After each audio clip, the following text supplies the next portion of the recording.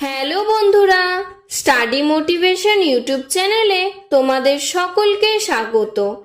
আজকের আলোচনার বিষয় হলো বাংলা রচনা একটি ঝড়ের রাতের অভিজ্ঞতা।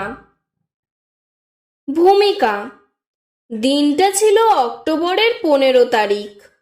পূজার গন্ধে আকাশ বাতাস ছেয়ে রয়েছে। এমনই এক সন্ধ্যায় টিভির পর্দায় খবর শুনলাম বিশেষ সাইক্লোন সতর্ক বার্তা। সমুদ্রের বুকের ওপর দিয়ে ধেয়ে আসছে সাইক্লোন। ঝড়ের গতি হতে পারে ঘন্টায় 100 কিলোমিটারের বেশি। একলা আমি। সচরাচর এমন ঘটে না, কিন্তু সেদিন এমনটাই ঘটেছিল। আমার বাবা মা জরুরি এক কাজে বাইরে গিয়েছিলেন। আমি বাড়িতে একলা।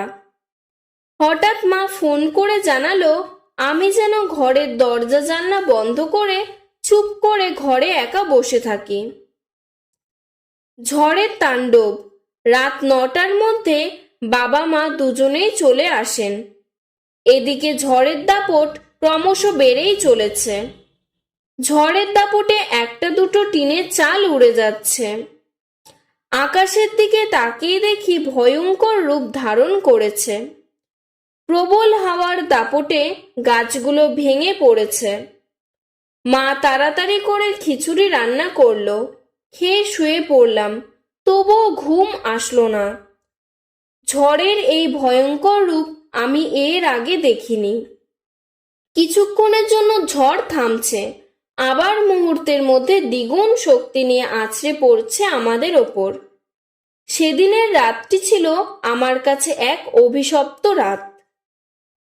উপসংহার। সেই রাতে আমার একটুকুও ঘুম আসেনি। পরদিন সকালে ঘরের বাইরে বেরিয়ে ক্ষয়ক্ষতির অনুমান করতে পারলাম। খবরের কাগজে দেখলাম দক্ষিণবঙ্গকে একেবারে তছনছ করে দিয়ে গেছে এই ঝড়।